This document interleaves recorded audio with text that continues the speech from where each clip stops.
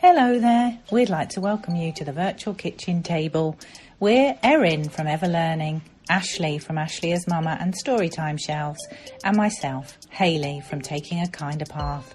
We're gathering for conversations about family life and home education, particularly unschooling, which is sometimes known as self-directed learning, or as I like to call it, natural learning.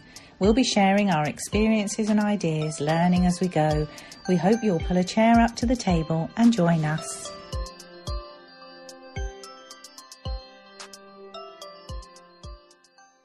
Hi there, welcome back to the virtual kitchen table. It's Erin and I'm here with Ashley. Hello, Ashley. Hi, Erin. Hi, everyone. And Hayley. Hello. Nice to see you again, Hayley. And you. And Sue Elvis is joining us again this week because last week we began our conversation about Unschooling, a Voyage of Discovery, and we had lots more to talk about. So we're continuing today in a part 2.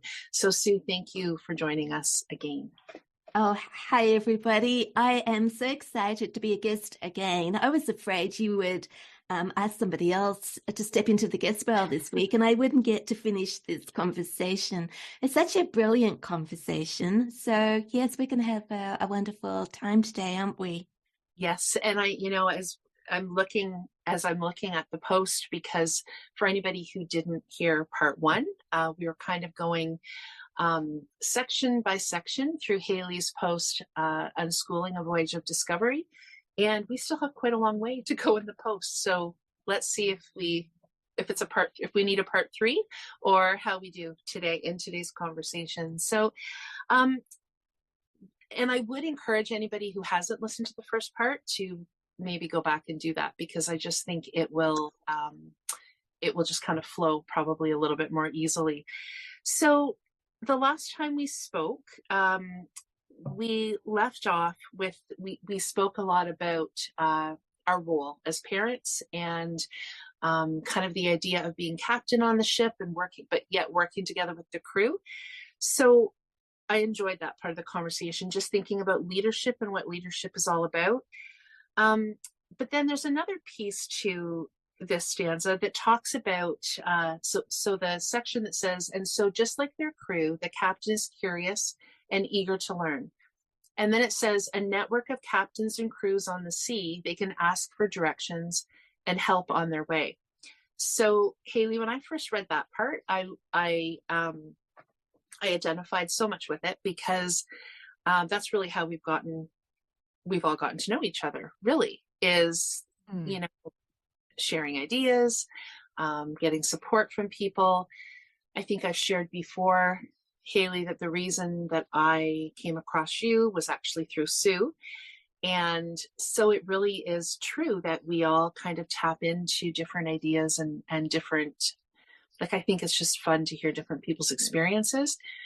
But I think it's more than fun. I think it's important for people because it can feel very uncertain. It can feel very isolating. So to be able to tap in and realize that there's, to just tap into your analogy, this network of captains and crews and all these different ships out there.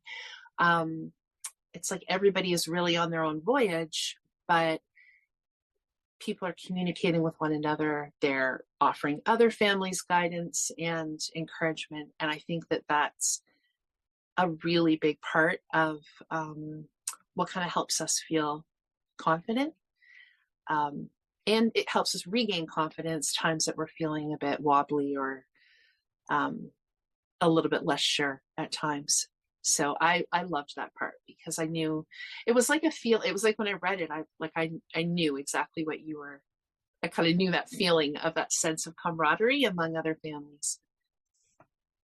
Yeah, and I think that's the same for all parents, I think, isn't it? That you build up your network, but I think even more with home education, I'm sure we've talked before about that whole idea of this other world that you kind of didn't know existed, and most of us don't know that, at least at the beginning, we don't know many, if any, other home educating families. So it is so important, isn't it, to find other people that you can ask for directions and help on your way. And I know that I found that incredibly important. Yeah. Mm-hmm. And I feel like sometimes it's direct. Sometimes it's direct conversation, but other times it's just reading the things that other people have written, or, listening to a podcast, or reading a book that somebody's written. It's like, it can be directly with those other people, but sometimes it's just knowing that there are other people out there that have some of the same thoughts that you have. And I mean, I think I experienced that from the time my oldest was a baby, actually, because Hayley, really it's parenting in general. But I think when you kind of move in a direction that maybe is a little bit different than what you've known before, and you even just find a book. For me, like, even when my son was born, even just finding that first book or two and thinking, oh, okay, I've kind of had these thoughts. I've kind of felt like this is a direction I'd like to go in, but I didn't really know what to call it, or I didn't know anybody else was doing this.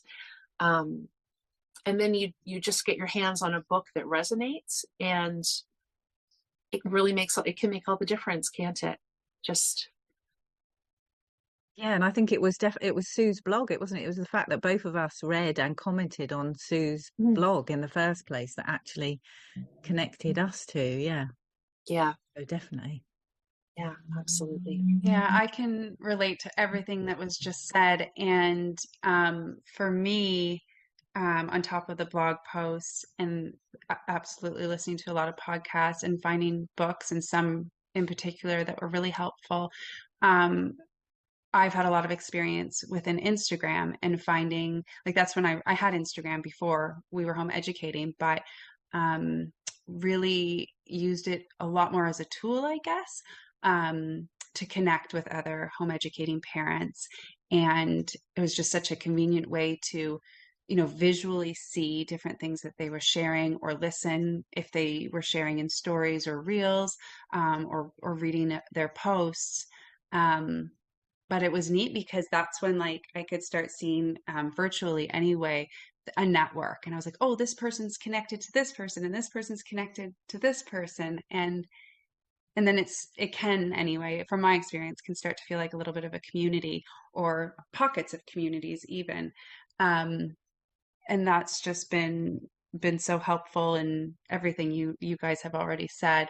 But it's just, that, oh, there's other people doing this. Like, I remember when I first started feeling that way, like, I knew there were other people homeschooling, but specifically when it was around unschooling, I was like, oh, and it's exciting and it's inspiring, and it's reassuring, and it's helpful. But, I mean, there's other ones definitely, but Instagram has been, like, consistent for me to find network and connect with people and stay in connection with other people. So that's been a good network from my experience. Mm-hmm. Mm-hmm. And I just, I think too, I've been surprised at how real the connections are with, I feel like this is a whole other topic, maybe, about online or virtual relationships. But and I got a little bit of a sense of that when my kids started online gaming, but I didn't really value it, I don't think, at the time, because I hadn't experienced it myself. I didn't really understand how real those connections were. But that's the other thing, I think, is that not only are we feeling supported by people, but we're wanting to support other people. Like, I find, I'll see something and I will know enough about somebody's family to think, oh, I know whose kid would really enjoy this. Or, like, it's just a really, the whole thing's kind of fascinating when you think about this whole sort of online global network that's available now. So it's very reciprocal, I think. Most people that I know, yes, they love the support, but they also love to share their experiences and ideas. And I think many people would say that it goes beyond just this kind of virtual person. They actually feel connected and supported and supporting. Yeah, I was just going to add that too, Erin, what you just said, that it does go beyond just watching what other people are sharing, or maybe sharing a bit on your own. And from my experience, we connected, I think, first on Instagram. I'm pretty sure yourself, Erin, and me. And now we're doing this, and we're in the community together.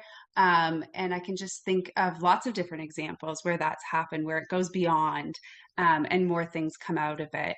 And I think like it just does go to show how, again, I know everyone has different experiences, but from my experience, like all the different homeschool, unschool networks have been so welcoming and so helpful and really supportive. So that's another piece to it as well. It's not just like, but I see what you're saying. Like, because once you experience it, it makes more sense. So, yeah. Mm-hmm.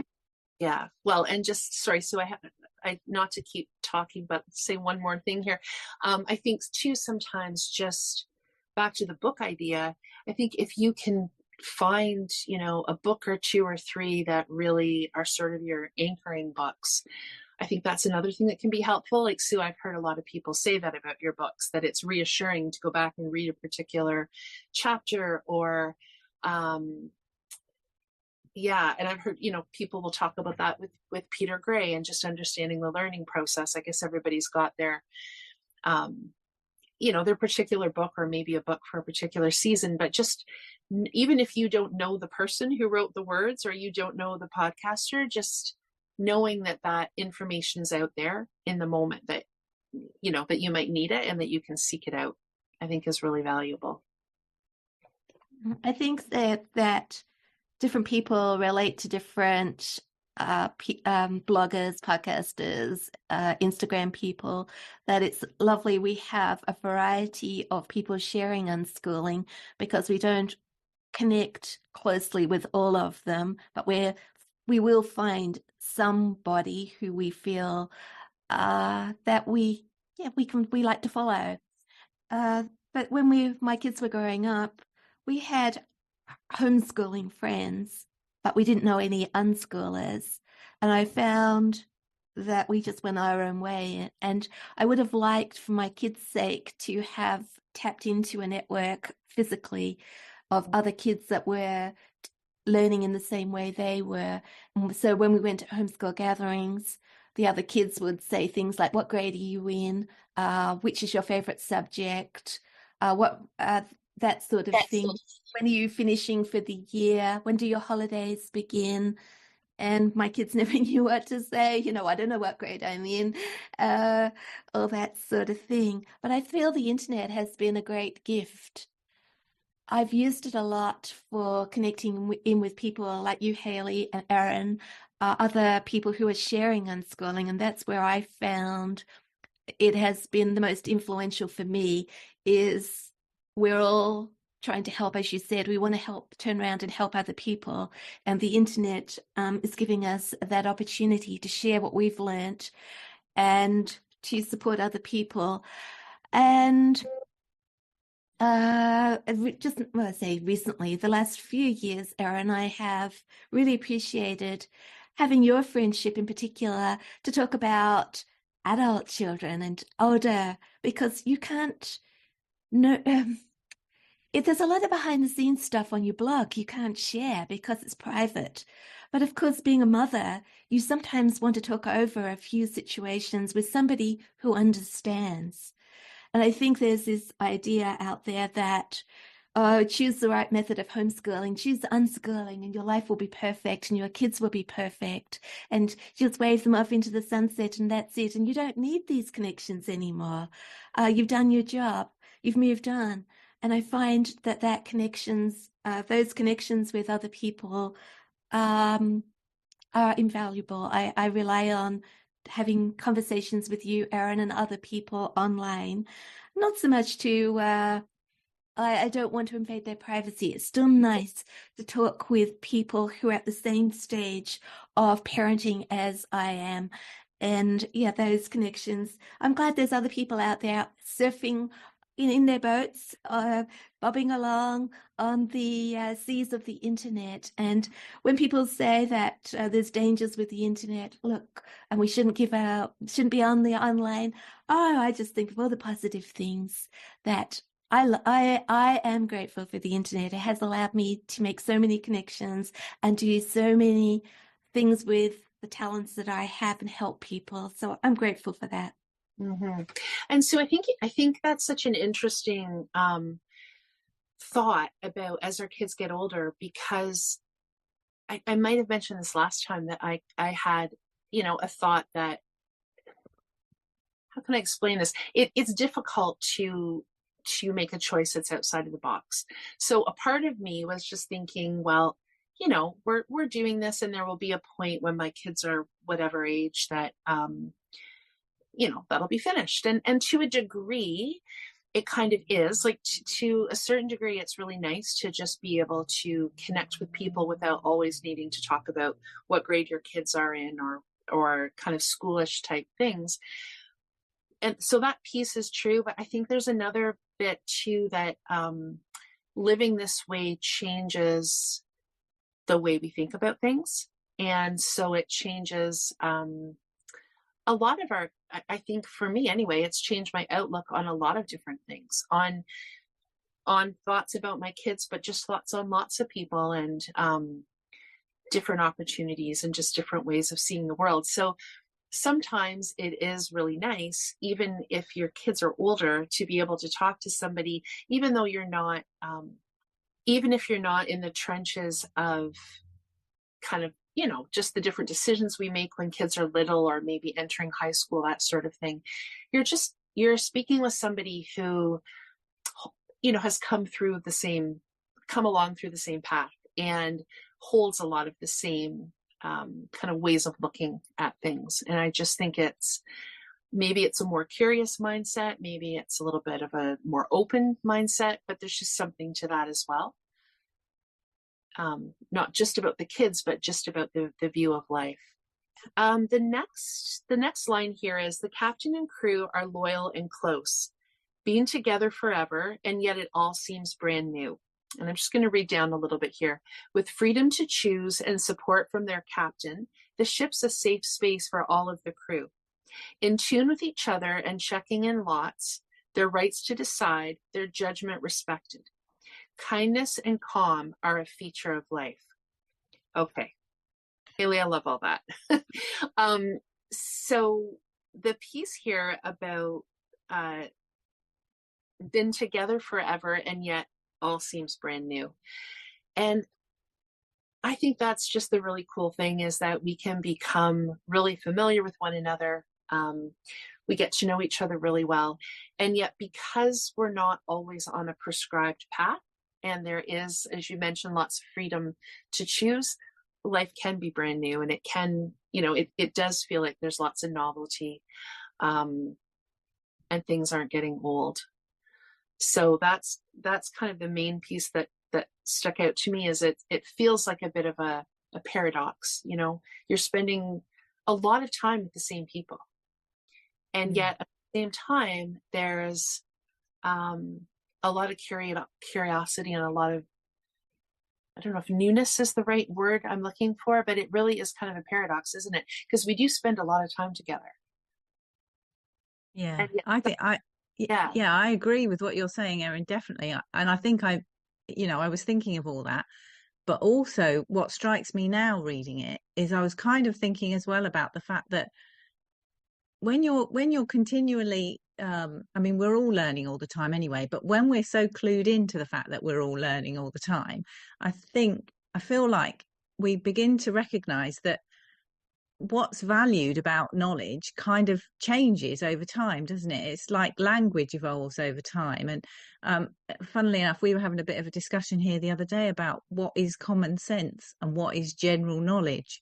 And we quite like quiz shows here, and we watch a few of them, and some of them, sometimes it can be really frustrating, because there can be loads of questions and you think, well, I can't answer any of those.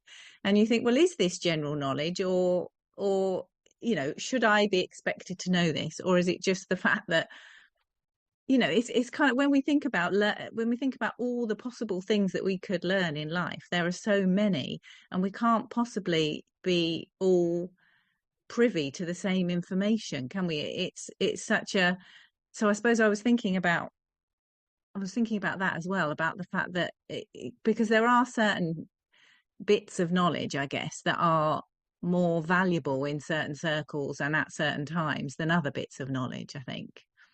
We like makes sense. No, it does. And I think we also like quiz shows. And it is interesting sometimes how you'll see a contestant and they're, of course, they're under time pressure too. But sometimes you can tell they have no idea. And it does seem like it would be common knowledge, or it seems, to the host like it would be common knowledge.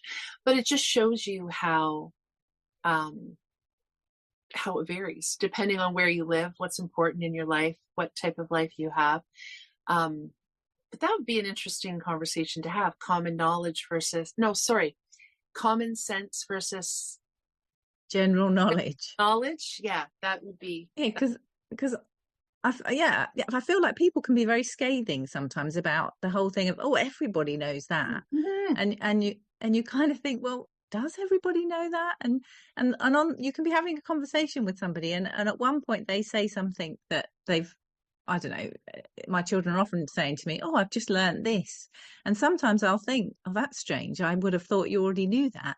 And then a few sentences down the line, they'll say something massively profound that is new to me. And I think, it's kind of, that would be silly to judge somebody by the one thing they said that, oh, their knowledge is lacking somehow. And then in the next sentence, they tell you something that you didn't know. So it's, yeah. Very true. No, very, very true. And I wonder if that, well, maybe I'm saying it a little bit differently, Hayley, but so you're right. We all have these various pieces of knowledge. And at the same time, I'm wondering if this idea that we can spend so much time with the same people, but still find newness in it or curiosity in it is sometimes because we do share a common context. As much as we're individuals, we do share a common context as a family. And so I find that you kind of build, just to even use I'm trying to think what the word is, a series, I guess, like if you're watching something like these great baking shows or something like that, and you look forward to sitting down as a family and seeing the next episode, and you learn from that and you're talking about that. And we've had several times where it might be a couple of us watching something or three of us watching something, and then that person can't make it or they're at work or whatever. This happened the other night with my husband. We'd been watching something and we'd watched it for several weeks and he was away. And I almost felt like, I did watch it, but I felt like I couldn't almost because it felt like we had the shared context with it. And so you do kind of build this kind of collective energy with things that, I don't know, it's almost like the more time you spend together, the more you want to, or the more even if you're not directly spending time together, the more you want to share with the other people about something you did with the the time that would be something you would both understand. And Sue, I know you've talked in the past, I can't remember what it was, a cooking show or a baking show that your family, might have been during the pandemic, kind of got into. And I find with those shows, there's like a building of, each week you find out something new, right? Somebody gets eliminated or somebody wins something.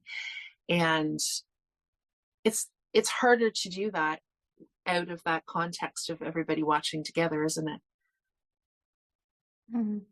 Yeah, that was MasterChef Australia. We had Right. a fantastic time every evening during the lockdowns, gathering together as a family to watch that. And but what I was thinking about of brand new is that we never know what experiences are ahead of us, that we as a family found ourselves, we spent lots of time together, but one day I decided that I would blog. So we all got into blogging. One day somebody suggested we write novels for NaNoWriMo. We all got into NaNoWriMo and we wrote novels for ages. We saw that The Hollow Crown was released with Shakespeare. So we had a Shakespeare period. Then Imogen decided, well, what if I made some music videos? Could I do that? And we investigated and we thought, well, give it a go. And I found that there's always something brand new to do with the people, we in our family that we did together. Obviously you've got offshoots where other people do their own things, and then they, like Sophie was into exercise for a long time and she kept trying to get people involved in that. We all ran together, but then she got into all these online workouts and squatting and everything. And nobody was really that interested in doing that, but she kept talking about it. And then one day I said, all right, I'll give it a go. And she was just so thrilled that I would give it a go. But there was always something brand new. It wasn't like, and looking back, you think, wow, I would never have imagined we'd have a YouTube channel, or we'd go out down the park and we'd be there making music videos at sunrise, or we would write novels of 50,000 or more words, and they don't even have to be impressive things, but there were experiences that we had that were outside our immediate experience, that they were things that we could never have imagined doing. The idea hadn't even occurred to us, and it sort of came along naturally. And even things like sitting down and watching shows together. We took advantage of the lockdown, and that became a family passion. And now all my kids have left home except one. I feel guilty sitting watching MasterChef by myself. And when they come back for dinner and I'll say, oh, look, I was watching season blah, blah, blah. And they'll say, what, you watching without us, Mum? And you think it was a family thing, but everybody else has moved on and I'm watching it by myself. But I've got these lovely memories of doing things with my kids. But yeah, it's, I suppose, the same sort of thing when you watch I watch Shakespeare by myself these days. You can see the passage of time, but there's no one else around. But Gemma Rose this morning, she went to, she goes, oh, Mum, got to go to work today. And it's all dramatic and put on, you know, that's the sort of person she is. She's not really moaning. She says, oh, Mum, I want to stay home today. She said, she hasn't been well, I suppose. And she goes, oh, Mum, if we could stay home and spend some time together. And I said, yeah, we could get coffee and we could get blankets and we could put on a musical and we could go revisit those days when we used to sit down and watch musicals for an afternoon together. And that was another thing we enjoyed doing. And she says, oh, I hope I get home early, Mum. And so if she does get home early this afternoon, we might do that. But yeah, it's brand new. But we're probably diverting from that sentence there. Maybe didn't capture the same things that you were talking about. No, it's Sue, what you just said about the the idea of people saying, oh, did you watch that without me? It reminds me of when my kids and I used to read books together before bed, and we would, finish on a chapter.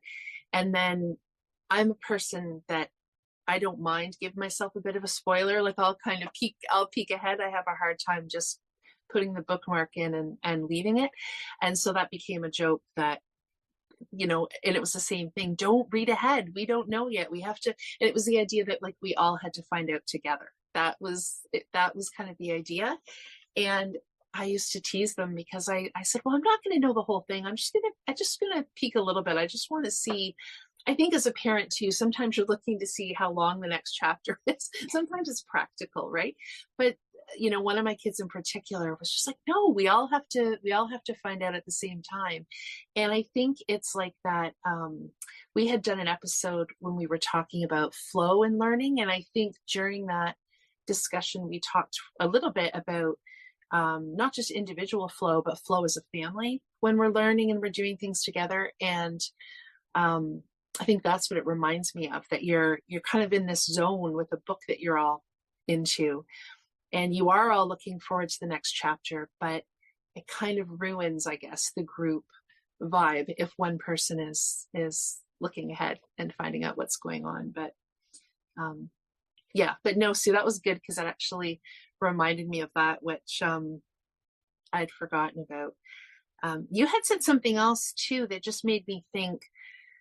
So this part here about with freedom to choose and support from their captain, and the idea of freedom to choose, because that's a big conversation, I think, that people have, whether or not children should have freedom to choose.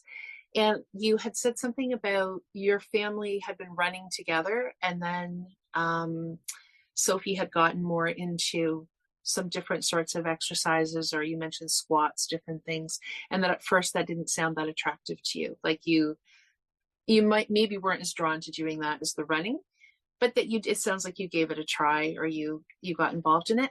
And I just think too, sometimes we can tap into those moments that we feel resistance or lack of interest to imagine how our children are feeling.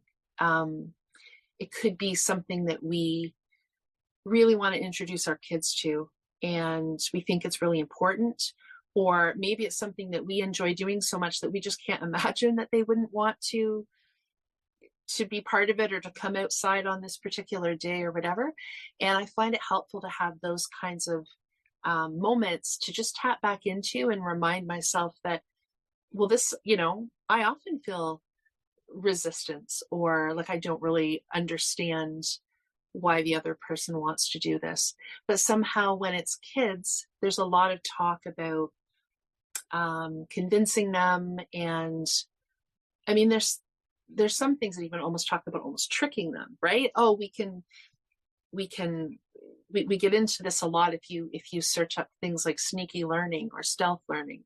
There's a lot of that. It's like, if we can convince them to do this, they won't even realize they're learning history, or they won't even, know that they've taken in these facts. And so I think when children are talked about that way, it's really this idea that they can't be trusted to have freedom to learn things, or to have a sense of what they'd like to learn. And I think it's really easy to get caught up in that. But I guess all that to say that having those moments where we can kind of remember what it feels like to not want to be dragged along with something that somebody else wants to do or thinks is important, I think it can be really helpful to. But also, yeah. Sorry, Erin, I was just thinking about how we feel, but can we sometimes put that feeling aside as a parent and say, well, look, I don't play video games, or I don't want to do 100 squat challenge, but I'm going to challenge myself to go outside of what I really like and just do that for my child. Because I think that we all know what it feels like when somebody is interested in what we're passionate about. If they want to come and listen to us or watch a movie we really enjoy, or can I tell you about, and somebody says, yeah, tell me about it, I'm really interested. And it's so exciting when somebody wants to join us when in one of our interests. And how nice it is, I think, for our kids when we're willing to do something that's we're not naturally inclined to do, that we think we won't like, but to do it anyway for our kids and have that. And I found I did the 100 squat challenge. I did it fine, and I felt really satisfied. And but what was most enjoyable about the whole experience was Sophie's delight that her mother had valued what she was doing and was willing to give it a go, and also to learn more about what motivates our kids to like particular things. Why do our kids like this video game? And we might say, oh, look, it looks like rubbish, but how do we know until we start getting into it and playing it? And I wonder, Erin, you were saying about that resistance. I wonder if their resistance to the things that we feel like we want to share with them would be less if our resistance was less to the things that they were. If we did a reciprocal, it was just a natural atmosphere that we were willing to at least taste somebody else's interests, or to just give it a go. And I'll come and watch this with you for half an hour, Mum, see how I like it. Or and quite often I found they actually decided they would like to do after all. Or maybe the other thought I was having was, Erin, that it's for everybody. What's your comment, Erin? Or I was thinking was, sometimes if we just do what we enjoy doing, that's enough to, like, you put that movie on, they put Shakespeare play on, and people wander through, oh, what are you doing, Mum? and they sit down, and before they know it, they're sharing something that we really would have loved to have shared with them. But that's sneaky learning too. Why do we want to share it? Do we want to share it because we think it will fill in the gaps? Or do we want to share it because we love it so much and we want them to feel that joy and that delight that we feel? So there's two different reasons, isn't there, why we might want one of our children to share something in particular. Is it just, I think there's nothing wrong with wanting our kids to, like, whether they do or not, wanting to offer them that invitation to something we really enjoy. But I don't think that's sneaky learning. I think that is sharing the joy.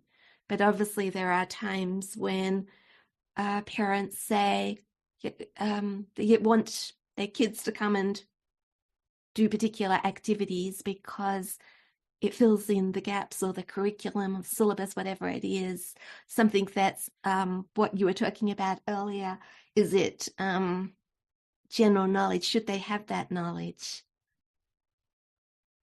Yeah, I mean, to parts of that paragraph that you've just read out, Erin, the second paragraph, the bit about their rights to decide and their judgment respected, that's like you were saying, Sue, it's totally it's totally right and proper that we have things that we want to share with our children, and also we want them to be able to share stuff with us. But also, if we are able to respect their judgment, then we can respect them if they want to say no. And then also they may well have more respect of the times that we need to say no to them, then if they, like you say, a reciprocal arrangement, and you feel like that respect and trust is two ways. And I think that's all part of creating that safe space that I think is so important. And also I mentioned in that paragraph about checking in lots, and I know you were saying, Sue, about wondering why is it that thing that our children really like, that perhaps at first sight we don't really understand, the more we can get information from them, not grilling them, but the more we respect the fact that they do love something, and because we respect and love them, we're genuinely interested in why they love something, then we'll learn more about it, and actually we might find ourselves beginning to love that thing as well, mightn't we? That's those shared experiences that we have. And I think also that checking in bit is, sometimes we can tell that there's something off, there's something not right, but maybe there's something not right about, maybe we can sense that our children are feeling a bit sad at the moment, or they're feeling frustrated or something, but our idea of why that is might be completely off if we don't check in with them.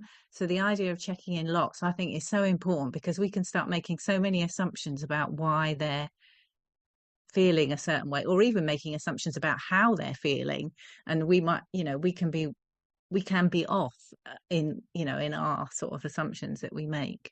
And I think those things are just so important. And I mean, my blog is called Taking a Kinder Path. So the bit about kindness and calm being a feature of life, totally, kindness and calm is not always a feature of my life. None of us can do that all the time. That is not about, is a feature. It's not something we have to do all the time. But the more that we can kind of have that, we can look for the kindest explanation, I guess, sometimes, and we can be able to pause sometimes and not necessarily say the first assumption that we have about something. Pause a little bit and let our children share a bit more with us before we rush in with our judgment. All those things help to build that safe space and those strong relationships that we all want to have with our children, don't we? Mm-hmm. Hayley, I appreciate you. The last thing you said there about kindness and calm are a feature of life. I really like that, because when I read that, I thought, because I love this paragraph, and like specifically really stood out to me. And that last little bit about kindness and calm had me feeling a little like that's the thing I'm not doing well enough, right? Even though I know, I mean, I just assume you guys all have kind and calm households all the time. I'm not going to lie, even though I know that can't be the reality. So it's just, I say that because it's helpful to hear that that's what you meant, right? With the kindness and calm are a feature of life, and it's not always like that. And what I think about that too is that I think it's kind of taking it a step further, or this is what I find I do and I try to practice, is when I'm not the kindest or I'm not as kind as I wish I had have been looking back, that I recognize it and that I often will maybe point it out or just acknowledge it with the kids by saying, I know I'm not, I'll even say sometimes, I know I'm not saying this in the kindest way right now. So recognizing it and talking about that, and then apologizing and repairing at times as well. So I like that piece there. And then there was something else I wanted to say about the safe space for all. To me, that and a lot of this paragraph is like, this is why I chose to home educate and why we choose to continue to home educate, everything in this paragraph. But the safe space for all, and listening to what you guys were talking about around giving, like offering invitations, and respecting their choice to maybe say yes or no.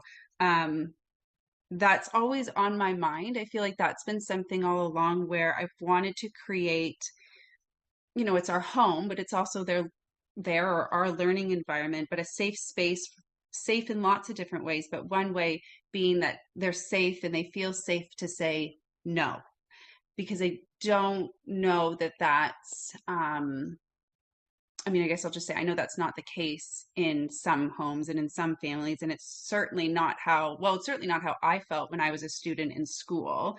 I think in my own home and in my own family, for the most part, I felt safe enough to say no to my parents at times. So that's something I just think quite a bit about, is how I just try to be aware of, am I really creating and offering a space where my kids feel comfortable to say no, to whatever it is, whatever it may be that I'm offering or inviting them to do. And you can kind of tell sometimes if they say yes and you're like, and that's when I think you do one of those check-ins, being like, let's have a little chat about this. Or, why are we saying yes? But I love the safe, that's just one piece, I think, of the safe space for all. I think, safe for them to be themselves came to mind. Safe for them to have their bad days. All of those good things that come with being in a space that you feel safe. And my thought is, I certainly want home to feel safe to them, and I want like their relationship with me to feel like a safe environment as well, if that makes sense. But I love this paragraph. This one might be my favorite, and I love the whole thing, but this paragraph is so good. Well, and it's funny because Hayley, I love that line, kindness and calm are a feature of life. One of the reasons I really like that particular line is when we think about, we touched quite a bit in part one about the perceptions that people have of unschooling. And I think people's ideas are that it's a free-for-all and nobody's respecting anybody and everyone's doing what they want. And it's completely, individual focused or whatever. And so I just like that because it very succinctly talks about how it doesn't need to be that way, and it often isn't when we're respecting each other. At the same time, I appreciate you bringing that up, Ashley, around sometimes we have a vision that other people's lives are, everyone's being kind all the time, very calm. And so at the same time, I think it's important that I'm glad that you brought up that piece, because I think that well, just as you said, you picture our homes all being, everything's going smoothly and kindly and calmly. And I do think that's the other side of the coin with homeschooling or unschooling, maybe, that people assume that it's great. With unschooling, people are getting to do what they want, so there won't be any, and so the truth, of course, lies somewhere in the middle. But it's like both of those things are true. We can have this really kind and calm environment when everybody's feeling heard and respected. And also we're human. And so there's going to sometimes just be moments of chaos. And sometimes it actually comes from us as a parent. It's not even always about the kids being, having a rough day. Sometimes, as you said, it's us. And so, yeah. So I'm glad that I'm glad for the line, and I'm glad that you brought that up, Ashley. Yeah. And the reason I have So I was very quickly. So I was just going to say the reason I have a blog called Taking a Kinder Path is because I want to take a kinder path more often. Not that I'm always able to take a kinder path. That, that's kind of the point, isn't it? We're all learning. But go on, Sue. Sorry. no, I interrupted you. Sorry, Hayley. I was thinking about forgiveness. That's an important thing to learn, isn't it? And that's just as valid as kindness and calm all the time, that we learn to be forgiving when we're not always kind. So we all hopefully learn to forgive, and we learn to be kinder. But I think that forgiveness is a big aspect of our lives, that we have to learn to forgive each other. It doesn't really matter if we're calm and kind every single moment of the day, because we won't be. But do we forgive each other quickly and get back on track again? And yeah, that's what I was thinking there. But can I just also say that you were talking about safe. I can't find the line now, but it's feeling safe, Ashley. And what I was thinking, and loyal, those two words are in two different paragraphs, but to me they belong together. They jumped out at me because sometimes I think that our kids aren't always well behaved. Well, I say they're not well behaved. They don't behave in the manner that we would like them to behave, and put it that way.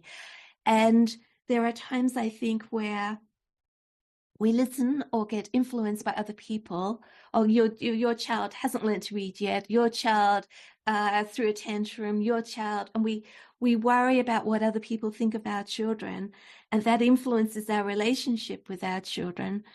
And we're not always loyal. And then sometimes we talk about what we call our children's problems, whether they're problems or not. Real problems, but what am I going to do with my child? She's lazy. What am I going to do with my child? She can't read yet. Whatever it is, and we're not very loyal to our children.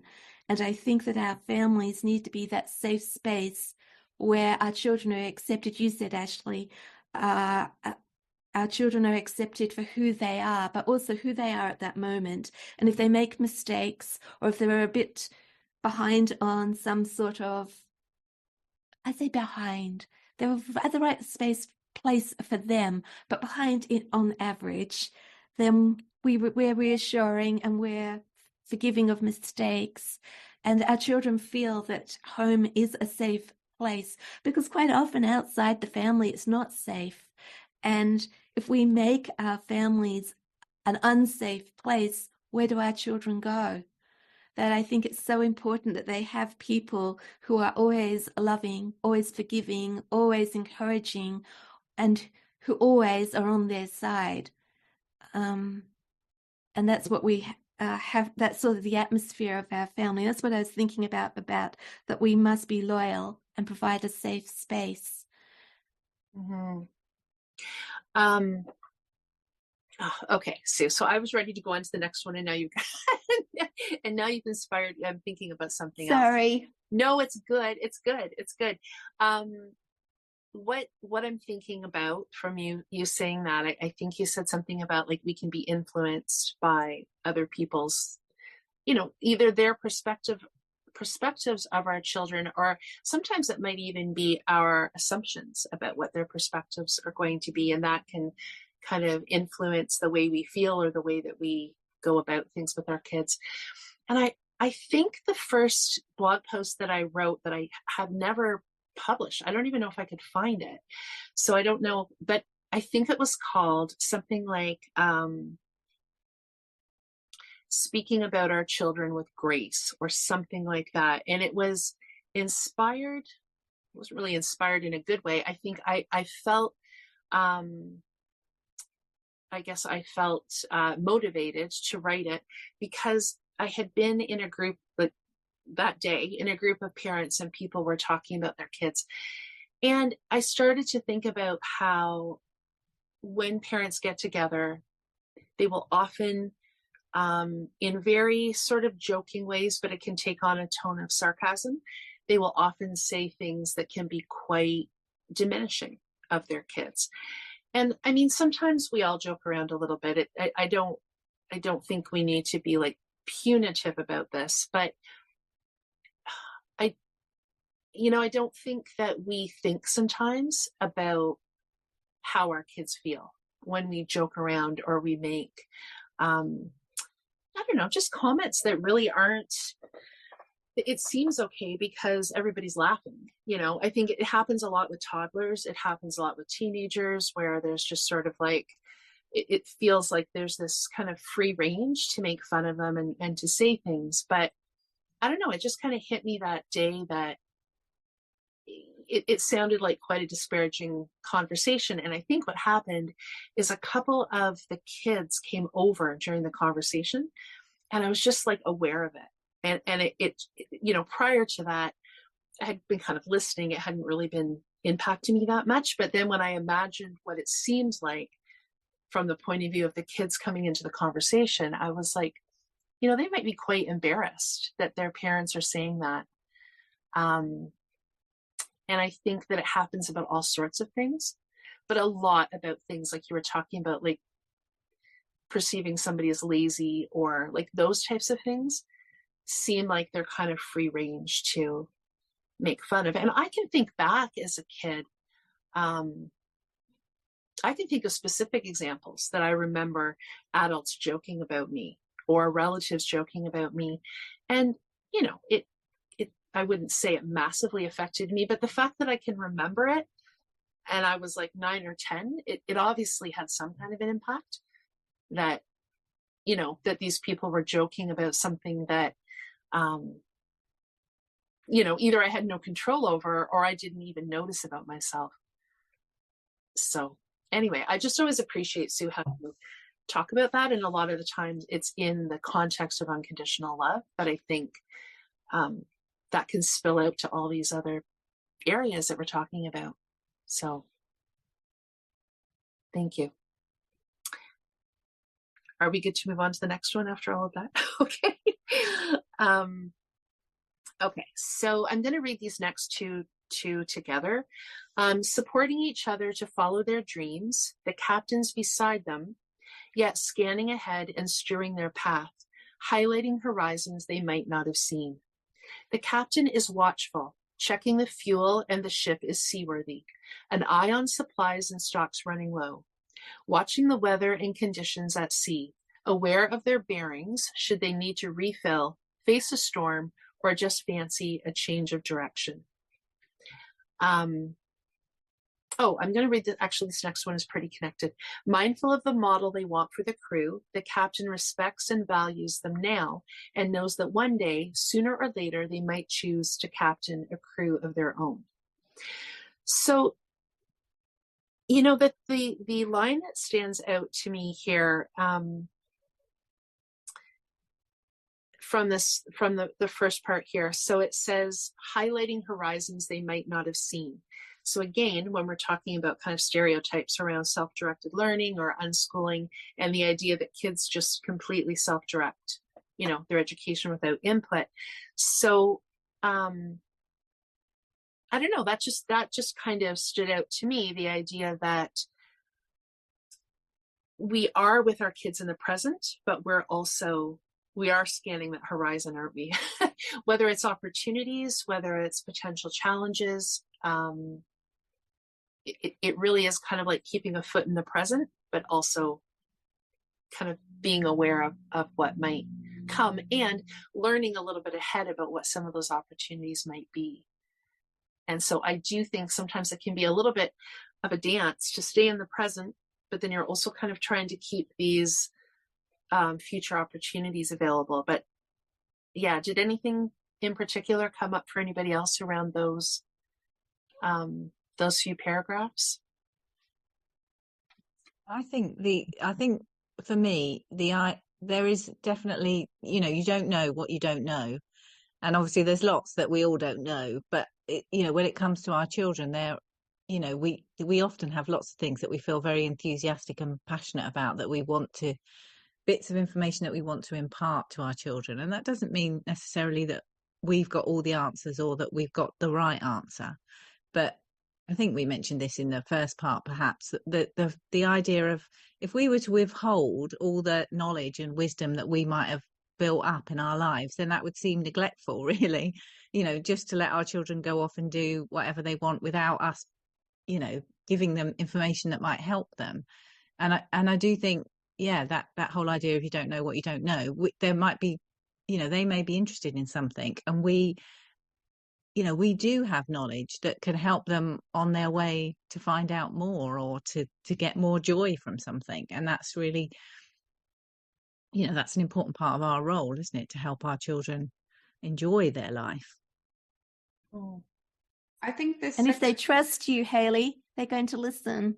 I think that if we have those connections and we have the trust, and that they know that you're not, they have permission maybe to listen and reject your suggestions or whatever, then we can help our children more, can't we? If we have that respect and those connections there. Yeah, and it's again what we were talking about last time, I suppose, about invitations rather than commands. We can offer options to our children, and they don't necessarily, hopefully, what we want, I guess, is that they don't feel like we're trying to persuade them to go in one direction or another. That, that we've got our own agenda, and we're trying to force them into some direction or another. It's, hopefully what we're trying to do is, provide information so that they've got the knowledge that they need to think through options and possible consequences and all those kinds of things. That's really important, isn't it? And the more we do that for them, the more they do that for us as well. Definitely. I'm sure that's been a big feature of all of our experience as well. Yeah, I think that this part, for me, I found it helpful. Like, I know there's been at least one conversation I had with another parent, and I sent them the post afterwards, and thinking about this part, because to me, it kind of, in a way, like answered what it's like to be an unschooling parent, like what you do. Like, it's got the strewing part in there, and like the looking ahead for potential opportunities and challenges and stuff. So it kind of came to mind as like, you have this role of being like an attentive, resourceful guide. So everything you just said around like sharing the information that we already have, or that we can look ahead and find for the kids and just pass it along. I think just paying attention, and then providing. And it kind of, for me, I think about, I know I've had comments, not so much recently, but maybe a year ago or so, a few people close to around the same time said, your kids are getting older, you must feel like you're having more time on your hands. And I thought about that, and I was like, well, wait a second, should I? Because I don't think that I do. If anything, I feel, kind of just as busy, or maybe even busier, because when they were younger, like when they were really small, they did all the playing. So, maybe I would be bringing in new toys or puzzles or books. So that took time. But the older they get, I feel like there's that much more for me to be strewing or thinking about ahead. Like, we're going out into the world more.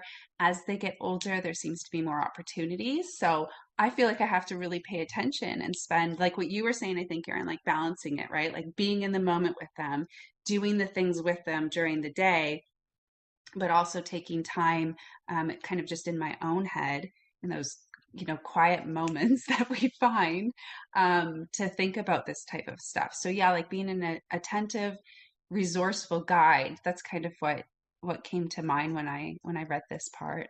Mm-hmm. Well, and I've been thinking about that lately. I wrote a don't think it's on my blog. I think it's just on Instagram, but I hadn't really connected it until some of those things you just said there, Ashley. But this idea about highlighting horizons they might not have seen, and I find now that my kids are young adults, I'm trying to figure out what my role is with that. Like, and it's fine, but it's just a new stage where you're figuring out how much, because I think there was a part of me that kind of really stepped back from offering too much input because, well, they're adults. I don't want to be in their face with ideas, or I don't want it to come off as me thinking that, that I don't think that particular things they're doing, that they should be making changes, or that there's anything else to think about around that.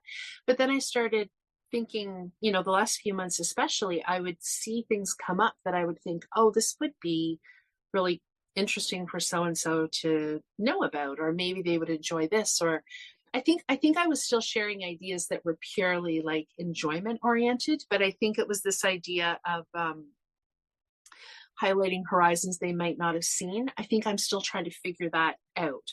What, are there, what are the pieces that might be useful for me to share, just simply because I've been on the earth longer, and there might be some practical things to talk about. And then sometimes I do that and I realize that actually my way of thinking is quite outdated, and they've already, right? Like, the world is really different now. So a lot of the things that I thought I would share with my kids don't even necessarily make sense. I mean, everything from job application, like, everything's different now with, just different ways of doing things. So it's kind of like, it may not be the specifics to share, but just the, I don't even know what it is. I mean, it's encouragement, but I think I'm still finding my feet around that. What's my role now that they're this age, as far as these horizons that they might not be to yet. Can we I feel like we're doing a lot of really good talking about, like, the relationship end of unschooling. And I'm curious whether any of you have thoughts about the idea of highlighting horizons they might not have seen when it comes to sort of the more, what we would see as a kind of conventional academic subjects, because I do hear that as something that people will say a lot of, is that, well, my kids wouldn't see the importance in learning to read, or they wouldn't see the importance in learning XYZ, or learning a musical instrument, or you could fill in the blank with lots of different things. But just that more kind of learning end of things, I'm kind of putting people on the spot, but does anybody have a thought when it comes to kind of the academic end of unschooling, this idea of them not knowing what they don't know? Because that's something I hear a lot. And what I notice is that as kids as it becomes a need, they know that, and they become quite internally motivated. But I feel like that's also kind of like the standard blanket answer. So, right? Like, I think people get tired of hearing that sometimes, but I do find that it just takes, I think it takes two things. I think it takes more patience than people longer than people want to wait. And I also think, it's really hard for us to set our own assumptions about what's important aside. Yeah, I think you're right, Erin. And I'm going to share my example anyway, because it's just a really short one, and it's recent. But it's kind of similar to what you've said. And it's different, I think, for me, because my two are only 11 and 8. So we'll encounter this more and more as they get older. But just this past, I don't know, few days or this past week, I think it was my youngest, which is funny. So he's 8, and it was a conversation, or he brought it up with his dad, somehow along the lines of mentioning that he thinks he might want to be a babysitter one day. And they had a little chat about, like, my husband, I think it was his first, or no, it wasn't his first job because he had a paper route.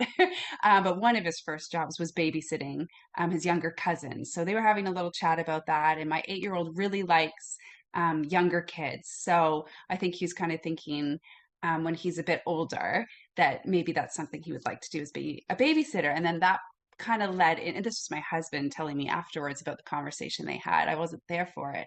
But my husband kind of mentioned and asked me, where's he at with his reading and his writing? And I think my youngest kind of had a few questions like, well, how would I become a babysitter? And my husband mentioned the babysitting course. I don't know if they have babysitting courses everywhere, but I think they're pretty common here, where you don't have to take the babysitting course to babysit, of course. But I don't know. I remember taking it, and I remember actually teaching it too. And so my husband was thinking, oh, well, if he's going to go to the babysitting course, there would be reading involved, and there would probably be some writing involved. And it's kind of like a classroom setting. So it just got him thinking.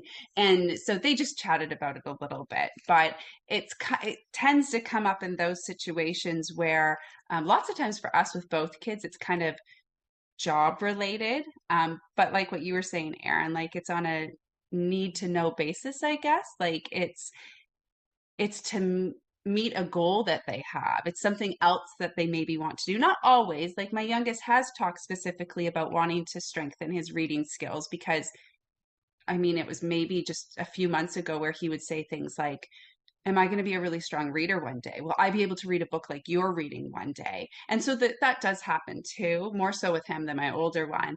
But I think a lot of times it is, it's to meet a greater goal or a greater need or an interest that they have, even though I think that's really important what you said, and helpful to remember that we often have to be quite patient when that's the way it goes. But so anyway, we went to the library and we got out a bunch of, not a bunch, but a few books on jobs and careers and what does it mean to become a veterinarian, and an engineer was one. And you start talking about, and then the questions come up.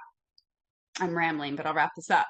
The questions come up about, because what did he ask? He said, do you have to go to school if you want to go to like veterinarian school or something like that? And, you start talking about all the different options, and it's just interesting when they're only 11 and 8 and they definitely have time.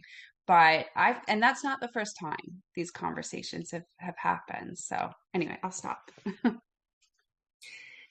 No, it's good. And it makes me think too, like my, I don't know how I worded it, but that idea about, not knowing what they don't know, and learning to read and those sorts of things, that even the way I phrase that makes it sound very much like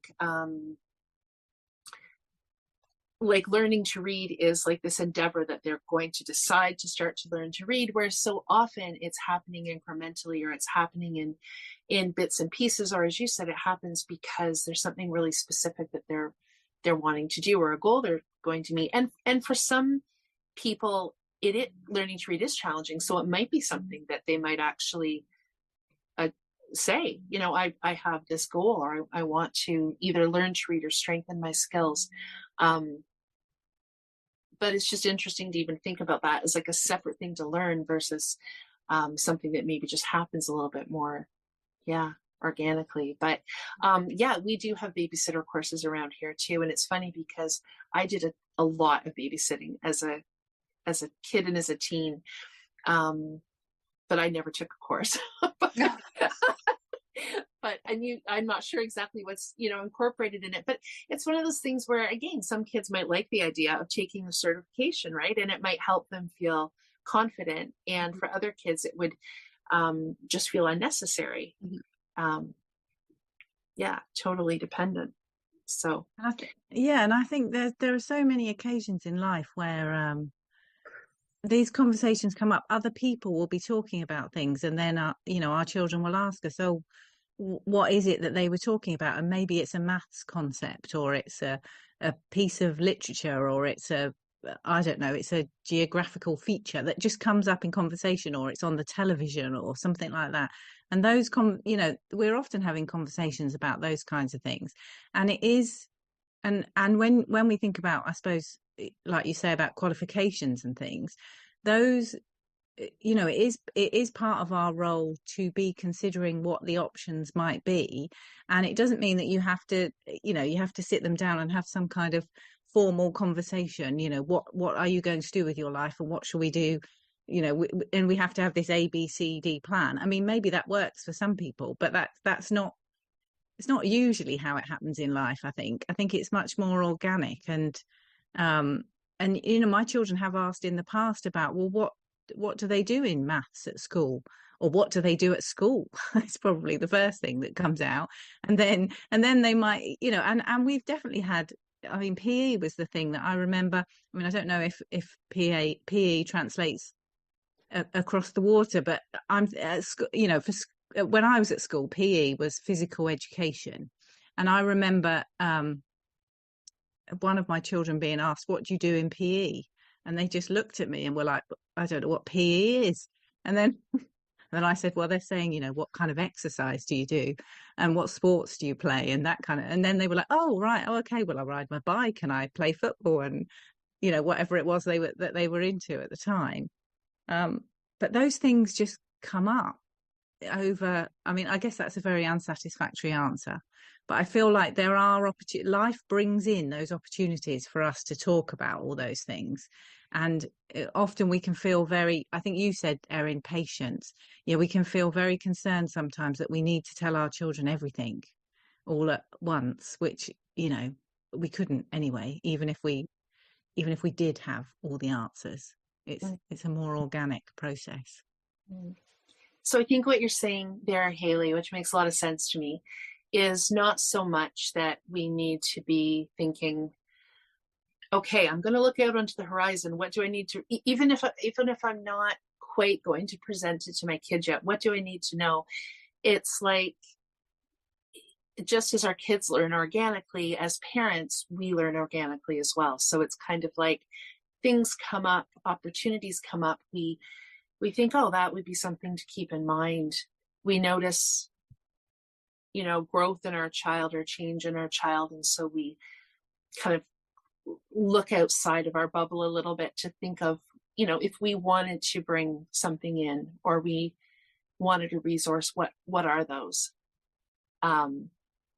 Versus, I think when I'm thinking about some of this other stuff, like talking about my kids as young adults, sometimes I think I'm actually thinking, okay, what do I need to be doing here? What horizons do they not know about that I need to let them know? Like, it's a sense of like,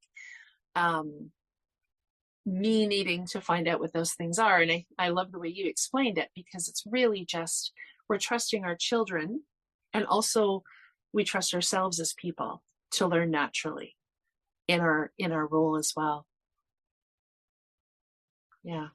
And I think Sue was mentioning earlier about kind of saying to her children about some cool Shakespeare play that's on.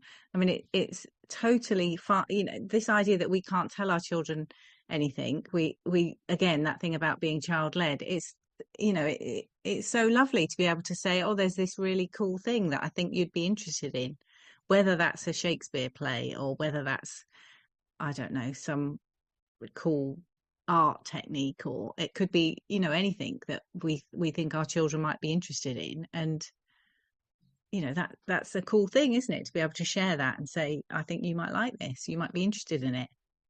And they may not. I was thinking about that, supporting each other to follow their dreams. I was thinking about that word there, and how sometimes we get so excited when we see our kids passionate about something that could be a career, and we think we've done it, we've strewed enough, and our kids have found their passion and they're going to pursue it to a level that they'll be able to support themselves on this passion. And we get so super excited and start strewing all sorts of information and bombarding them with, you could do this, you could do that. And then either the passion just fizzles up and we get disappointed and we think, oh, we've got to go through all that again because this wasn't the one. Or we actually are attached to some dream that we had for our children. My daughter Imogen, she had a couple of dreams where she thought, first of all, that she might do medicine because she was the St. John ambulance officer, and she was pretty good at that. And so she thought, well, what do I have to do, Mum, to do medicine?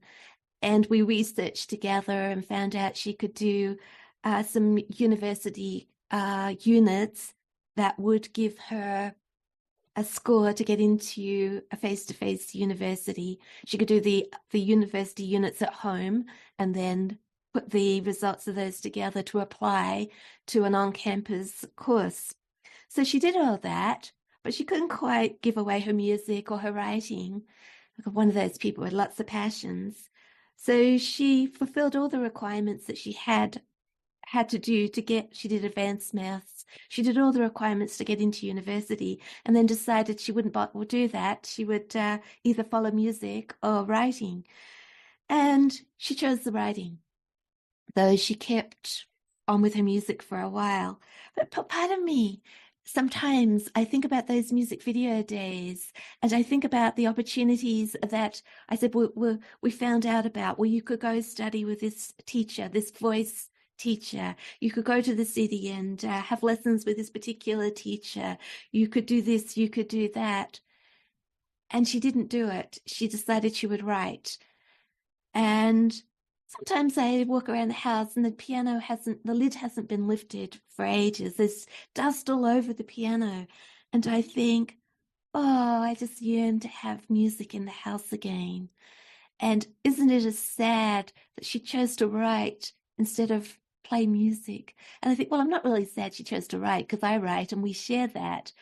But it is hard to let go of our own dreams and the joy and the delight that we would have had if they had chosen a different dream. And sometimes I do say to her, have you thought about making some more music videos? As the times have moved on, you could green screen. We don't all have to go out and find a location every time these days. We could try out that gimbal that Sophie bought and hardly used before we stopped making music videos. And you could do this, you could do that.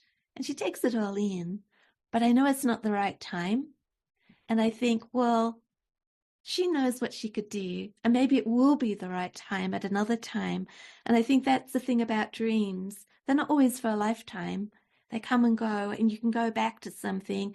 And even if you haven't got the qualifications to get into a university course at this particular moment, it doesn't mean you can't get them, and you can't go into university at a later stage. And I just see so many parents thinking, well, it will be better if my child learns this, that, and the other, just in case they want to follow this particular pathway.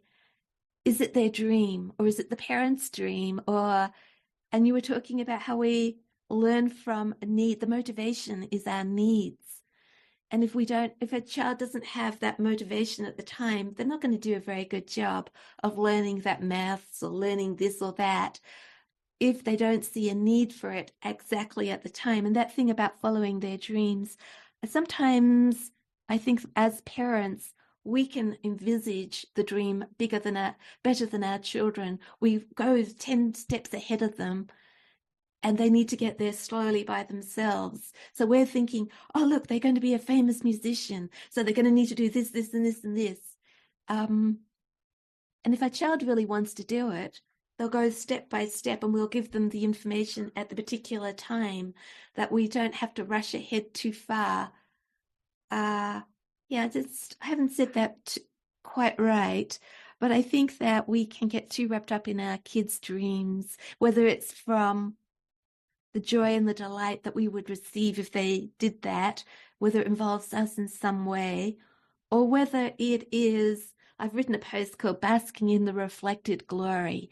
And I think it is good when our kids have dreams, but in multiple ways. And one of those ways is you can say to other people, look at what my child's doing. We're unschoolers, and wow, we're making these music videos, and she's going to be a musician, you know.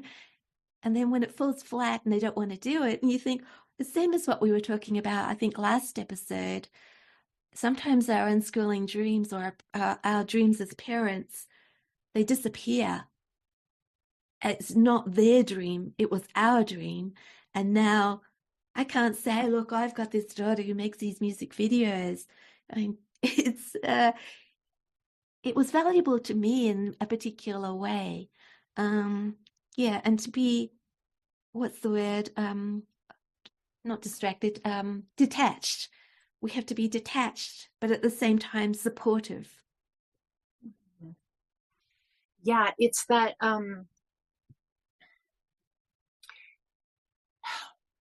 it's I think this is where we talk so much about how much of it is our own work to do, because we are leaning in. Sometimes we lean into things that don't even make sense to us because we trust their, they might have an interest in something that's quite far from what we have an interest in, but we lean in. So we encourage and we maybe help facilitate parts of it, or maybe we make purchases and change our time around to accommodate it and everything else. So we really lean in. And then at the same time, we have to let go when that changes. And I think I've used kind of examples before where there would be times where something would be important, maybe a particular activity. And so I would, you try to make that work. So you shift your schedule. You might shift somebody else's schedule in the family, and you really go all in making this work. And then they change their interest and you're kind of like, but I just got here. I worked to get here, and now I see why you're passionate about this. And then they change course. So it really is this very delicate balance of validating and respecting. But it's really that line of where we end and our child begins that we always have to be working with. But that's a lot easier said than done. And Sue, I just thinking about, I don't know what it is you said that made me think of this, but I know the Exploring Unschooling podcast, I know Pamela Rickia a few years ago did an episode, and I can't remember the name of it, but the idea was that you can live an ordinary life. I think people feel comforted by, there's almost a bit of a compensation that if unschooling kids aren't going to necessarily follow the prescribed conventional path, that it's sort of balanced off by the fact that they might do something really exciting. They might travel the world doing whatever, or they might really dive into a career in something early. So I can't remember the name of the episode, but I'm going to see if I can find it, because it's just the idea that like an ordinary life is fine. And our lives change, just you talking about all the different interests and strengths that Imogen had, we're very diverse, aren't we? So it's almost impossible to do everything at the same time.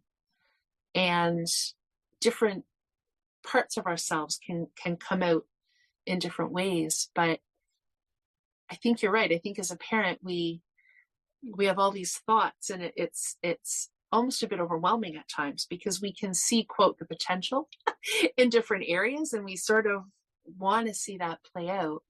But I think so much of what we're talking about comes back to trust that the child knows when their timing is, trust that life will offer opportunities.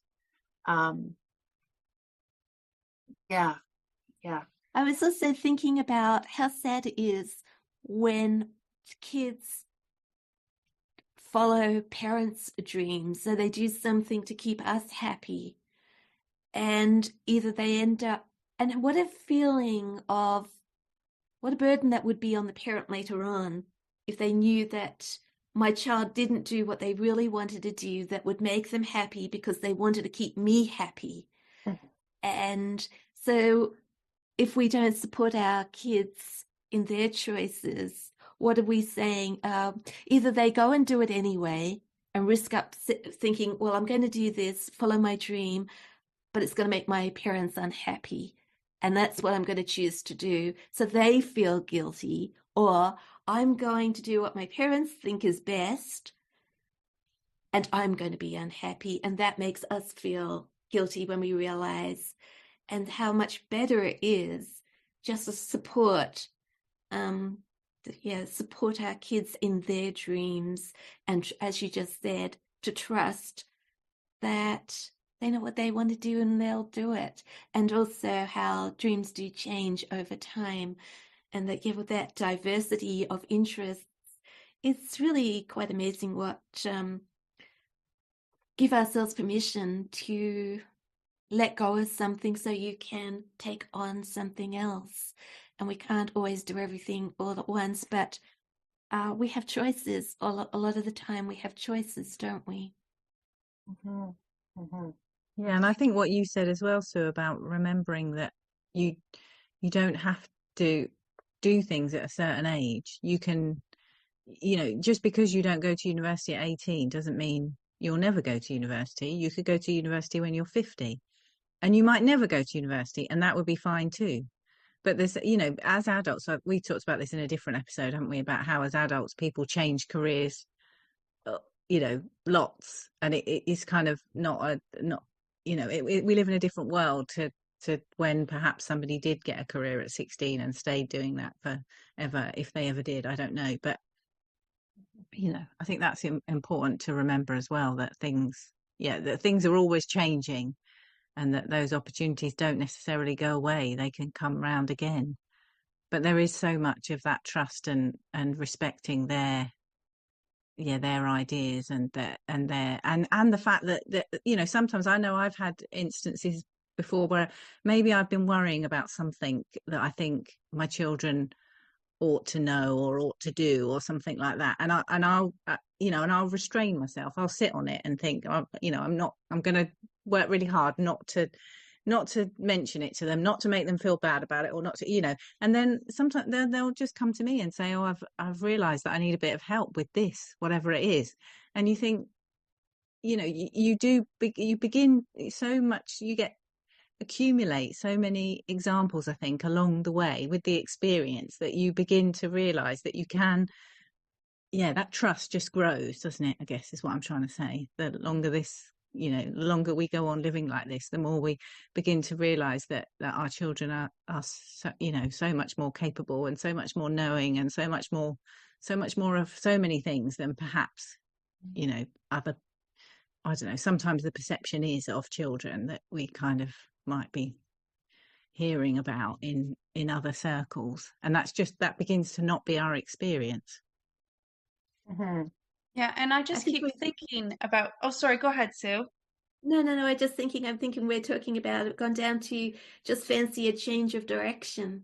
That we've covered that a little bit by talking just naturally from starting up at that beginning of that paragraph. Carry on, Hayley. Ashley. I'm sorry I interrupted. No, not at all. I was just going to say, as I was listening to this idea of trusting, and it can be easier said than done to trust our children, but I was just thinking, like, what a gift it is to give our children that, because I think that's when, as a child or, as a young person, that allows you to start to trust yourself, right? If you always have a parent, right, a caregiver, I don't know, guiding you too strongly, helping you too much to make all the decisions, all the choices, kind of the whole not letting you make mistakes. You feel like, I think some people anyway can feel like I can't do this on my own.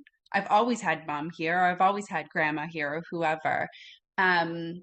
And I think it's very important to stay present, like we were talking about, like you were saying, Hayley, like your kids will come to you, right? So like you're still there, and they can trust that you're there, but you're there when they're ready to come to you. So it allows young people, I think, to learn to trust themselves, because I think that takes time, like that develops over years. So it gives them that space to not only trust that they can make their own choices, and that sometimes they're going to make the right choice, and sometimes maybe they're going to make the choice they look back on and think, I wish I had chosen something differently, but life goes on and that's okay, and I survived. but also allows them the time and space to get to know themselves too. Because if you constantly have these messages of, this is what you should be doing, especially like, this is what you should do next, and then after you do that, you should do this, right? Like the whole high school, college and university, first job, family, whatever it is, whatever the story is, you just start to follow a path almost without pausing and thinking, well, who am I and what do I really want? So yeah, I was just thinking how it is a gift that we can give by just kind of quieting, being a little bit more quiet and still being a supportive presence, but letting them kind of decide, I guess, when to come to us and when to just kind of try to figure things out on their own. So probably a lot easier said than done, but I think really valuable in the long run. Really glad that you actually brought that piece up, Ashley, because I hadn't been thinking about that, but I think that's so true. And I know that was kind of I guess an Achilles heel for me, was that wanting to, I've been thinking about this from time to time, and I wonder if other people might be able to relate, like people who are listening might be able to relate to this. I think sometimes it's not that we don't trust our child's process, it's that we don't trust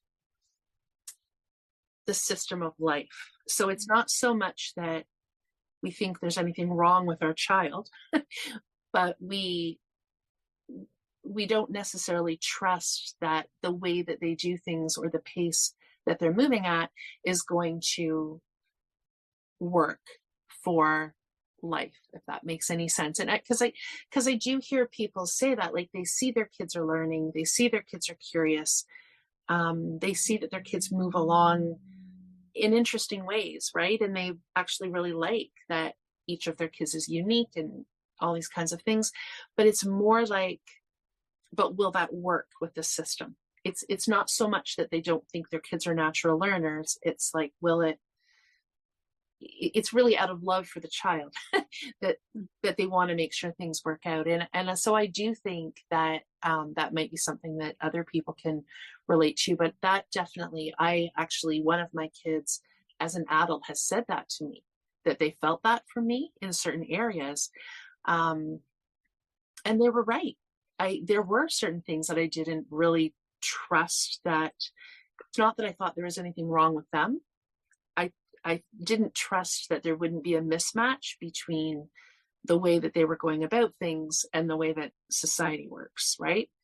So I think, and I mean, that's hard to hear, because I think, like, our intentions are so good, and we genuinely want the best for people.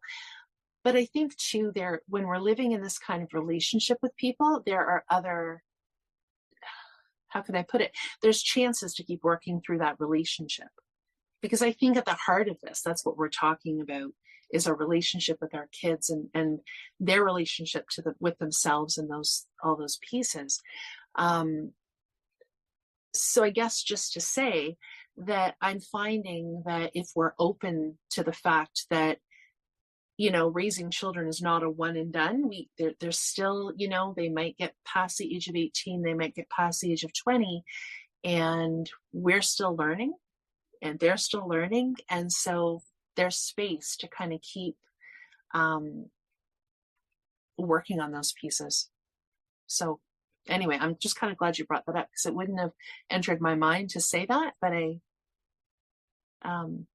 I'm not even sure how much sense that made, but I don't think it's that people don't believe that kids can learn. I think it's that they're scared of the world, right? Like it's different.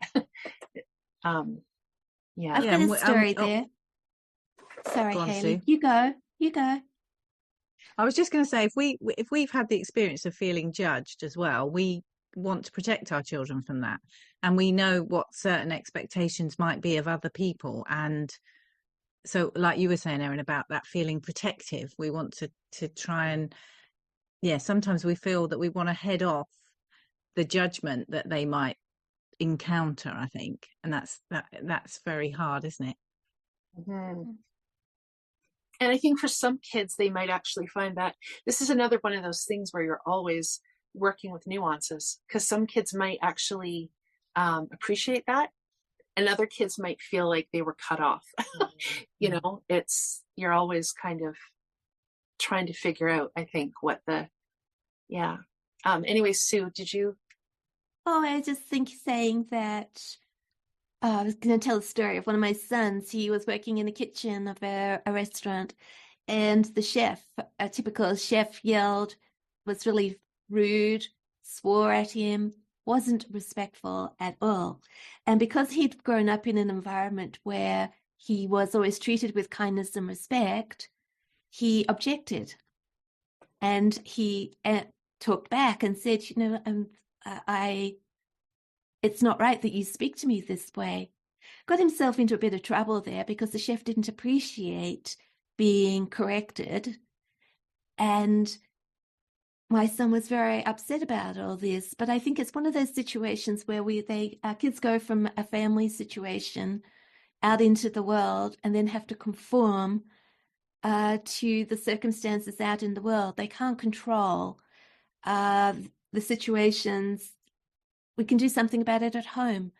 But if he wanted to work in that restaurant, he would have to modify his own response to that chef and just put up with it. And so we sat down and had a chat about how he was feeling, what he could do, what was counterproductive.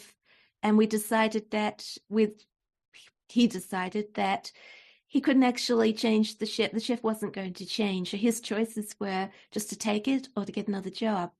And I just sort of thought about how could I have prepared him for that situation? I couldn't have, because I didn't know he was going to work in a restaurant. And you don't want to, I guess, spoil the innocence of our kids as well by saying, well, the world is this horrible place out there and you're going to have to learn to deal with it. So we're not going to be respectful at home because, look, it's like people saying it's good to tease your kids because they're going to get teased outside, and toughen them up. And so you toughen your kids up so they'll deal with a tough world. But I think that I'd rather have my son the way he is, which is very sensitive and respectful, and just talk through these issues as they come along. And he trusts me, and we sat down and had a chat about it and realized that, yeah, the world's not home. And he did have choices. He didn't have to work there. But if he wanted to work there, he was going to have to let it roll off him and not take it so personally. So that was just a little story about conforming with the world. Maybe not one that, don't know if it illustrated some of what we were talking about, but it's one that came up as I was listening to you, Erin. But Sue, isn't that so I also worked in a restaurant briefly as a young person, and also had people speaking terribly to me and to each other. And so I guess when people are making that suggestion that you're saying, teasing children, or, I've kind of heard it said about bullying and stuff too. It's part of life. Kids need to get used to it. So having gone to school all those years, it still really, really bothered me that somebody was speaking to me that way, that other people were speaking to each other that way. It bothered me so much that I quit. So going to school didn't stop me from being very sensitized and very upset. I can remember not being able to relax enough to sleep because I knew I had like a 7 a.m. shift the next morning. So going to school didn't help me figure out how to manage that. And the difference is that you and your son had that very practiced and natural way of talking things through. Like, this was normal to him to say, you know what, this doesn't feel right to me. You were able to talk it through. And, potentially, maybe people do choose, if the benefits of staying are higher than the benefits of leaving, maybe people do choose to stay for a while and just kind of say, I'm making an active choice to do this because I've thought it through. And that feels different than just, I'm not saying I shouldn't have quit. I I think I should have quit, but it was on a whim that I just thought, I can't take this anymore. And I think that how different would that be to sit and have a really just a thought out conversation about it, and to feel like you had some choice. I feel like that's more empowering. And also this safe space, going back to the safe space, he could come back to the safe space of home, to people who understood, to discuss these things and be honest about how he was feeling. And that's why another reason why we need to make family a safe space, so that he could go back out there and cope with that.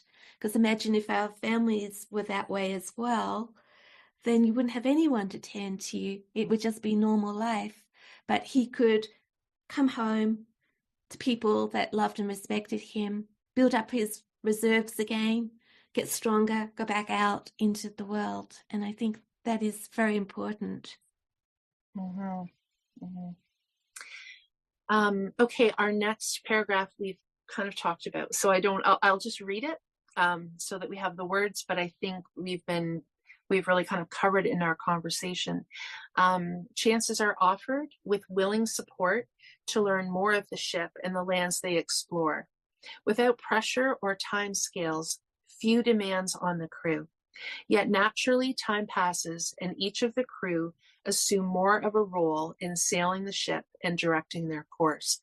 So I think we've that's a lot of what we've been talking about, is there not being these pressures or time scales, or the fact that we don't need to place arbitrary demands on our kids for them to kind of come to their natural process of wanting to do things and wanting to explore more. And I mean, even Ashley, the fact that your 8-year-old is naturally thinking about careers, and those things just happen on their own, and they ebb and flow a little bit.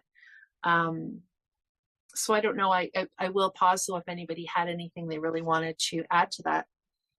Well, it's just it just made me think, as you were talking about that safe space again, and all the things we've just been talking about, reminded me of a bit in the Gabor Mate and Gordon Newfield book, the Hold On to Your Kids, the bit where they talk about independent nature will take care of independence. This is my words, but I think what they were getting at was this whole idea that our job is to provide that safe space, that soft landing, if you like, for our kids to have, and for us to build the bonds and the be the support for them, and that nature will take care of independence. We don't need to push independence if they've got those deep roots of attachment and confidence in themselves that we're building by giving them that unconditional love and supporting them to talk through things and be able to say no so that they can say yes, and all those different bits. Then that we don't have to force independence on them. We don't have to push them to independence. That naturally, as humans, we move towards independence, and that doesn't mean that we can still be very deeply connected to our families even when we're independent. We're still very interconnected, but we can. Do you see what I'm getting at? Yeah, I mean, maybe our independence, maybe those connections allow us to be independent. That where we have that foundation that allows us to go out there and be independent. We have confidence. That we need the connections to be independent. It's not one or the other. It's one before the other. Yeah. Whereas there's often a view of some people can see it the other way and think that they might feel that this is kind of mollycoddling our children, and that is going to create the opposite. Whereas in actual fact, it's not. It's building those strong relationships enables them to move forward, doesn't it? Like you're saying, rather than holding them back. Yeah. And Sue, I agree entirely. And it's funny, I was actually going to say it the opposite way as well. So I think they each feed into each other. I was going to say that when a family is made up of individuals that feel solid in themselves, that they are then better able to have those connected relationships. So I think it's both. It's the connected relationships that feed into having that sense of ourselves and feeling good in our own skin. And then when we have that sense of ourselves, we are better able to give. You know, when it's that analogy about the bucket, you know, when our buckets are full, we can pour back out to other people. So it's like a circle kind of. So I think this is kind of our these last 3 paragraphs are all very related. So I'll read them, and I think this might sort of be our final point to discuss. Sometimes it's rough on them seas that we love, their sadness and tears, anger, frustration, and fears. None of them perfect, and all make mistakes. But rather than declaring disaster has hit, pooling their knowledge and sharing their wisdom, the captain and crew keep their faith in each other. Willing to say when they're sorry and admit they've messed up, knowing deep down that adversity enriches the trip. Feeling closer again, offering a hand, and asking for help are encouraged, embraced, and part of the deal. The weather, the landscape, and the sailors will change, but they're in it together and know that with time and with effort, attention and care, they'll each find their own way and get where they want. So onward they sail in the ups and the downs, peaceful and joyful and enjoying the ride. So, okay, so there's lots of good stuff there, but we're back to this theme of togetherness and togetherness in the face of imperfection. Sue, you had said earlier in the conversation, you talked about asking for forgiveness. I'm just looking at this part, willing to say when they're sorry and admit they've messed up. Well, and I guess I alluded to that too in discussions with one of my kids about whether they felt trusted or not. So I think we really keep circling back to this relationship piece as usual, don't we? So, yeah. That's what I think, that we start off thinking about unschooling as education, or some people, I'm an unschooler only in education. I'm not an unschooler for parenting. I don't want to know about radical unschooling. And the more the years go by, I think you can't have one without the other. That you can't do unschooling just education without all those other connections, trust, respect, love coming into it. How can you do it? Otherwise, you're saying, well, the child has choices. But what we've been talking about today, as you said, Erin, we keep coming back to connections. And connections is really, if you're going to put it in one or the other, education or parenting, it goes in the parenting bucket. Mm. It's I only trust you with your education. I don't trust you with deciding I don't know what you're going to eat or when you're going to sleep. I mean, it doesn't make much sense, does it? And in some ways, it would be, if I trust you with your education, that's a bigger deal in some people's eyes than trusting whether you're going to go to bed at a particular hour. Yeah, I think it's so much about who people are, Sue, because I would say that even for myself, the things that people get the most fired up about around, I guess if they're defining things as radical unschooling. So when we're talking about things like, food and sleeping and screens and that sort of thing, chores, all those things that kind of go in that radical unschooling bucket, those things for me are not, and I recognize that for other people, they might be more challenging to think about, but those things have never been particularly challenging for me. There might be certain times where I think, like maybe I'm noticing something with food or with eating and I want to offer a bit of information, or I think, we're doing everything really quickly. It might be nice to kind of slow down and offer more options. I don't mean that I don't think about it, but the idea of sort of like mistrusting my kids around it. So like bedtime for me, we've never really had bedtimes, but for me, it's not really about, if I felt frustrated, it was usually because I was having, my kid just wanted to stay up later than I did. It wasn't like a moral, it wasn't like a safety concern, I guess is what I'm getting at. Whereas I think the academic stuff,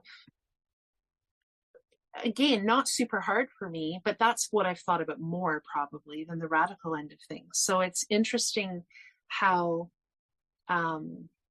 I guess just the direction that people come into things. But I agree with you. Once we start just kind of living and learning with our kids, it all feels similar. So if we're a little bit concerned that there's an area that they're not maybe learning something, I'm not sure that we deal with that any differently than if we notice they might not be getting enough sleep. We kind of think it through. We work on our trust. We get to a point where it's not all divvied up, don't we? Or categorized, maybe is a better word. Yeah. Does anybody else have anything else on that one, or no? Okay. I feel like this has been good. And it's kind of interesting how by the time we got to the end, we'd sort of covered it. Yeah, through the other ones anyway. This just shows sorry, that we keep jumping ahead and coming back, but that's what unschooling's all about, isn't it? It's life, and we've got all these connections, not just with each other, but with information, and you can't talk about one aspect of unschooling without bringing in something else. It's just the way it is, and that's what I find so fascinating, that unlike if you were talking about a method of homeschooling like Charlotte Mason, we would just say, let's talk about nature study, and we wouldn't actually move from nature study. We could do that without moving onto some other aspect, because they're more separate. There's a subject. How are we going to teach nature study? How are we going to teach writing? I know that you can find those connections anyway. Like, we're going to write about our nature study in our nature study books, and so we've connected the two. But it's not the same as unschooling, I think. Mm-hmm. Mm-hmm. No, I agree. It all kind of weaves together, doesn't it? And I think once our kids get past school age, nobody thinks that way anyway. Like, we don't, you don't think about your reading level at a certain age. And, if you want to strengthen your skills in an area, you don't think about what category it fits into. You just go about your business kind of trying to figure out how to do that. So yeah, I like that way of thinking of it, Sue. We don't have to kind of divide it all up. We're just talking about, I think you said really it's about being a parent and being a human, really, right? So Well, Erin, I think that's why I like how you often refer to unschooling as whole life learning. The further I get along in that, I just keep coming back to that and thinking that makes so much sense, because it's not just about, I don't know, school learning. It's life. It's all of it. Mm-hmm. Mm-hmm. Yeah, I think when we're in kind of like the home education realm, it's hard to just use that term because it could mean anything. But at the end of the day, that really is, what it is. So you said about being a human, Erin, and I think it's being a human interacting with other humans, isn't it? And that's the kind of principles of unschooling, the things like trust and respect and kindness and curiosity. All those things are so powerful for our personal relationships, but they're so powerful, I think, for, I don't know, creating a more peaceful world as well, really. I think if the more we're able to incorporate these principles into our lives, I feel like the more peaceful we become as people, and the more potential there is for peace in the world, really. Mm-hmm. Well, and you're always often intentional about that, Hayley, on your blog. Some of the names of the blog posts, and even your blog itself, right? I think it's taking a kinder path. Isn't the world mentioned there for ourselves, our children in the world, or something? Or maybe maybe that's a specific post, but that's exactly. No, I think that's a tagline. Yeah, that's a tagline. I think. Yeah. Exactly. Okay. Well, I'm just thinking, Erin, about the ship, and we're still on our ship here as we finish, but how a lot of people wouldn't want to get on the ship and set sail with their families or the people around them, because I've heard so many people say, oh, I wouldn't want to homeschool because I wouldn't want to spend so much time with my children. We need our own space. We need to get out of each other's hair. I couldn't have them at home every day. And even at school, my husband says that when they're getting to the end of the term, the parents say, instead of saying, oh, we're going to have kids home, they say, oh, what are we going to do with the kids during the holidays? And it's always, thank goodness the holidays are over, because the kids can go back to school. And so I was thinking, as we're coming to the end here, that when we get on that ship with our families and we work on things like love and respect and forgiveness, and discover who each of those people are on that ship with us, we feel very blessed that we're part of this family, and there's nowhere else we'd like to be, that we're learning from each other. And I would think, I'm so glad that I'm setting sail here with my family, and we're going to go off on this big adventure together. And I wouldn't want to get off and say, oh, look, I need a break from them. You have problems along the way, of course. You're going to have a bad day when kindness doesn't work, and somebody's going to get on that raft and paddle off a little way by themselves and cool down, and mum's going to go and hide in one of the cabins for a little while. But you're going to get back together at dinner time and say, I'm really glad we're here on this trip together. And I think there's so much to be thankful for, because that we discovered unschooling and were brave enough to step onto the unschooling ship and set sail. And we didn't know it all when we started, and we still don't know it all, but we learned so much while we're traveling together about each other, but not just about each other, but ourselves as well. And then we can go out there into the world. And as you were saying there earlier, was it you, Hayley, was saying that, well, you're all saying that what we take, we kindness and that, we go out into the world with it.